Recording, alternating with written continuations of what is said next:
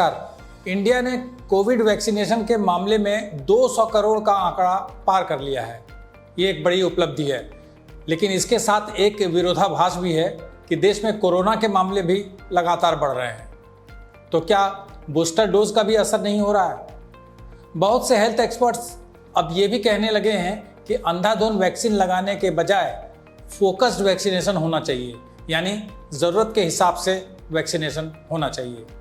कुछ का तो ये भी कहना है कि साइंस पर कमर्शियल इंटरेस्ट को हावी नहीं होने देना चाहिए। आइए सुनते हैं एक्सपर्ट्स की राय। मेरा सवाल ये है कि क्या इस समय वैक्सीनेशन का मतलब सिर्फ आंकड़ा पार करना, संख्या बढ़ाना है? क्या फोकस्ड वैक्सीनेशन नहीं हो रहा है? इस पर आपकी क्या राय है? एक्चुअली मैं यूजुअली ट्विटर पे अगर देखिए तो मैं सिर्फ शेयर करता रहता हूँ, इसलिए कि साइंटिफिक इंफॉर्मेशन है उसको लोगों में प्रोपेगेट किया जाए। हम जिस तरीके से पिछले 2-2.5 साल में हम देख रहे हैं कि कई बार हमें लगता है कि साइंस जो है काफ़ी पीछे छूट रहा है, कमर्शियल इंटरेस्ट जो है उसमें आगे आ गया है।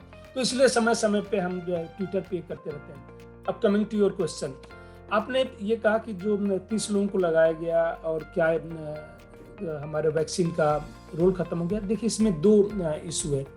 एक तो एडल्ट वैक्सीनेशन का 200 करोड़ का आंकड़ा पाना, अगर लॉजिस्टिक मैनेजमेंट और की पॉइंट ऑफ व्यू से देखें तो एक बहुत बड़ी उपलब्धि कही जा सकती है। अक्टूबर में हम जो है 100 करोड़ पार कर गए थे, अक्टूबर 2021 में।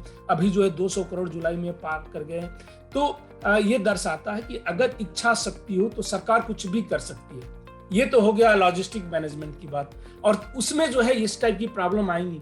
अगर सिर्फ आपकी इच्छा शक्ति है, उसकी जो है क्वालिटी मेंटेन करना शायद कभी कभी जो है डिफिकल्ट होता है। दूसरा पहलू है उसका साइंटिफिक की इसकी जरूरत कितनी है। अगर जरूरत की मैं बात करूं तो देखिए, वैक्सीन का रोल होता है। वैक्सीन से हमने कई डिजीज इरेडिकेट की, मतलब एटलीस्ट वैक्सीन का सबसे बड़ा रोल था स्मॉल पॉक्स इरेडिकेशन में।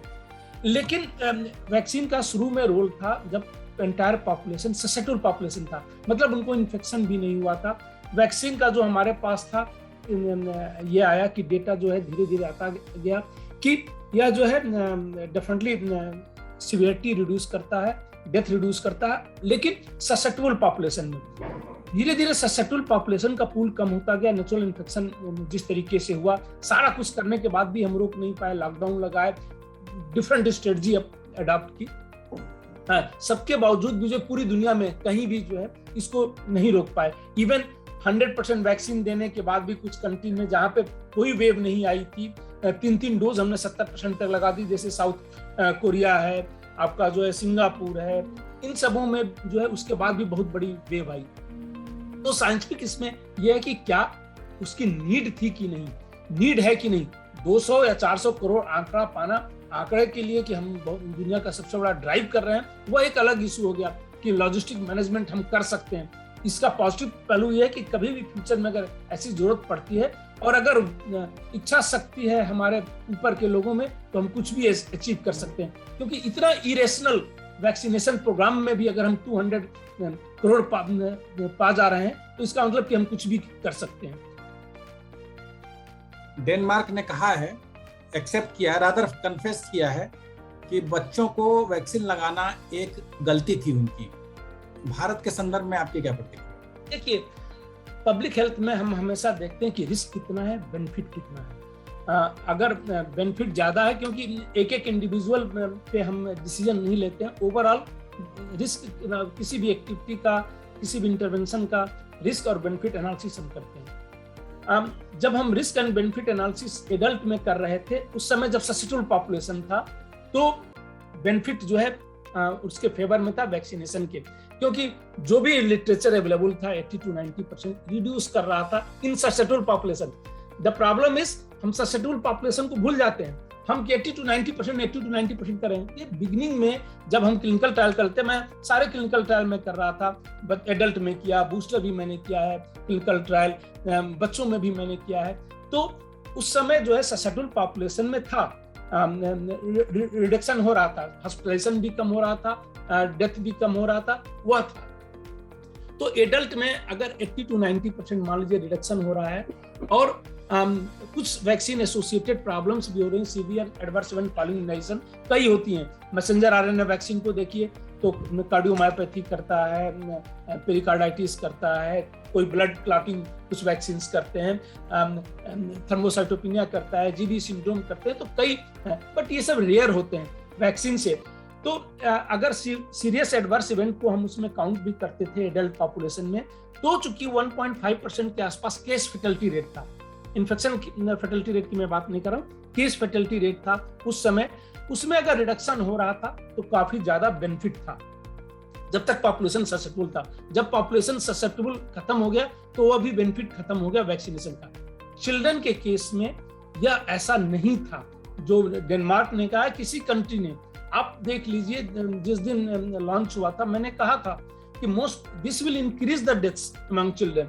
वो इसलिए हो सकता है क्योंकि यहाँ पे 1.5% नहीं मर रहे हैं, मतलब हर 10 लाख में करीब 15,000 लोग नहीं मर रहे हैं एडल्ट जैसे। 18 साल से कम में जो है या 2 पर मिलियन है, मतलब हर 10 लाख में 2 बच्चे मर रहे हैं। यहाँ पे अगर रिस्क बेनिफिट आप करते हैं इवन ससेप्टेबल पॉपुलेशन, वो मैं मान के चलता हूँ कि हमारे किसी भी बच्चों को इन्फेक्शन नहीं हुआ। डॉक्टर साहब, आपने अपने आर्टिकल में ये भी कहा कि जो वैक्सीनेशन प्रोग्राम है उसको ग्लैमराइज किया गया है, तो अभी तक किसी ने आपको एंटी वैक्सर कहा कि नहीं? सबने कहा, इसीलिए मैं बोलता हूँ कि मैं एंटी वैक्सन नहीं हूँ, बल्कि जो वैक्सर है वो क्या है कि इसका अगर ये वैक्सीन को हम इसको रेपुटेशन खराब, वैक्सीनेशन का रेपुटेशन खराब होगा तो दूसरे वैक्सीन में लोगों का विश्वास उठ जाएगा। जैसे लोगों का एक स्टेज आता है कि भगवान में विश्वास उठ जाता है, तो इतना ज़्यादा भी अंधविश्वास से एक ऐसा ना हो कि सभी भगवानों में विश्वास उठ जाए या सभी वैक्सीन में विश्वास उठ जाए। और अभी ये मूवमेंट जो एंटी वैक्सर मूवमेंट को बहुत स्ट्रॉन्ग ये मिल रहा है, यहाँ तक कि वो एंटी वैक्सर मूवमेंट मेरे को बहुत अप्रोच करते हैं, वो सोचते हैं मैं एंटी वैक्सर हूँ। तो अभी मेरा प्रॉब्लम है कि मेरा ओरिएंटेशन समझ में नहीं आ रहा है कि जैसे होता ना, अभी इसके पहले सेक्सुअल ओरिएंटेशन की बात हो रही थी, थोड़ा मैं सुना, तो I am also confuse whether I am heterosexual, homosexual, bisexual और transgender as far as vaccination is concern. आपने भी वो कंफ्यूजन डाल दिया मेरे को। पर हमारा ये है कि अगर हम वैक्सीन प्रोग्राम का रेपुटेशन खराब होगा तो अच्छे वैक्सीन है, जो रियली इंपॉर्टेंट वैक्सीन है, वो भी नेग्लेक्ट होंगे, एंटी वैक्सर का ग्रुप बढ़ जाएगा। तो हम वो नहीं चाहना चाहिए, इसीलिए हमको साइंस से बहुत स्ट्रॉन्ग एविडेंस को पेश करना चाहिए। और हमारे पास अभी मान लो 200 करोड़ दे दिया, बहुत बड़ा 140 करोड़ का कंट्री है, 10-20 करोड़ ने वैक्सीन नहीं भी लिया है, तो उनको फॉलो अप करना चाहिए, उनको कंपेयर करना चाहिए जिन्होंने वैक्सीन लिया। बहुत अच्छा ग्रुप, 20 करोड़ का लोगों का पॉपुलेशन नहीं होता कंट्रीज का, तो वो उनको नेचुरल इम्यूनिटी आया होगा, उनको फॉलो करें, vaccinated dose, triple dose, triple dose, उनको सब फॉलो करें, देखें, बहुत अच्छे से रिसर्च हो सकता है। तो अभी हम ब्लाइंडली वेस्टर्न कंट्रीज को नहीं फॉलो करना चाहिए, हमारे पास बहुत बड़ा पॉपुलेशन है, बहुत अच्छे डॉक्टर्स है, we should do our own research and be thought leaders in this world. मेरा सवाल ये है कि एक तो है कि वैक्सीनेशन के बाद भी इन्फेक्शन हो रहे हैं, मेरा सवाल था जो प्रोफेसर संजय राय ने बताया कि क्या नेचुरल इम्यूनिटी के बाद भी हो रहे हैं? किसी को एक बार इन्फेक्शन हो गया 6 महीने 7 महीने में फिर दोबारा हो रहा है क्या? केसेस जैसे कोविड भी इन्फेक्शन है, जिसको 1 साल पहले भी हुआ या 1.5 साल पहले भी हुआ कोविड, उसको आज भी ऐसा नहीं है, सेकेंड टाइम थर्ड टाइम भी कोविड हुआ है। और अगर बात करें कि हर्ड इम्यूनिटी की, तो हर्ड इम्यूनिटी की बात से आप जैसे पहले स्वाइन फ्लू फैला था, अब स्वाइन फ्लू ऐसा नहीं है कि जिसको हुआ अब दोबारा नहीं हुआ, ये वायरल इन्फेक्शन है, ये दोबारा भी हो सकते हैं।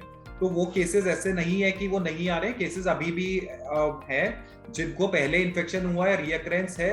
इम्यूनिटी अगर बात करें इस चीज की कि पहले इन्फेक्शन हुआ अब दोबारा नहीं हुआ, तो ऐसा नहीं है, अभी भी पेशेंट्स को वो इन्फेक्शन, सेम इन्फेक्शन के साथ प्रेजेंट कर रहे हैं। It depends. अब हम उस सब की बात नहीं कर सकते जो पहले, जैसे जो स्मॉल पॉक्स है वो इरेडिकेट हो चुका है, या फिर बात करें जैसे चिकन पॉक्स है, तो चिकन पॉक्स अगर किसी को हुआ तो पहले बोला जाता दोबारा नहीं होगा। बहुत कम केसेस हैं कि पर हाँ सेकेंड टाइम इस तरह के केसेस कुछ दिखे हैं। बट एट प्रेजेंट अगर कोविड रिलेटेड हम बात करें तो कोविड अगर जिसको एक बार हुआ है तो ऐसा जरूरी नहीं है कि 2 बार 3 बार 4 बार नहीं हो सकता। मेरे खुद एक्सपीरियंस से मैंने ऐसे पेशेंट देखे हैं जिनको 3-3 बार सेम, हर वेव जब कोविड की आई मैंने उनको ट्रीट किया है और ऑलमोस्ट थर्ड टाइम भी उनको ये री इन्फेक्शन हुआ है। डॉक्टर इतना तो जरूर मानते हैं कि वैक्सीनेशन की वजह से डेथ नहीं हो रही है या बहुत कम हो रही है और पेशेंट को हॉस्पिटल में एडमिट नहीं करना पड़ रहा है। इसका मतलब है कि सीवियरिटी से वैक्सीनेशन बचा रहा है। तो इसलिए वैक्सीनेशन लेना ज़रूरी है। नमस्कार।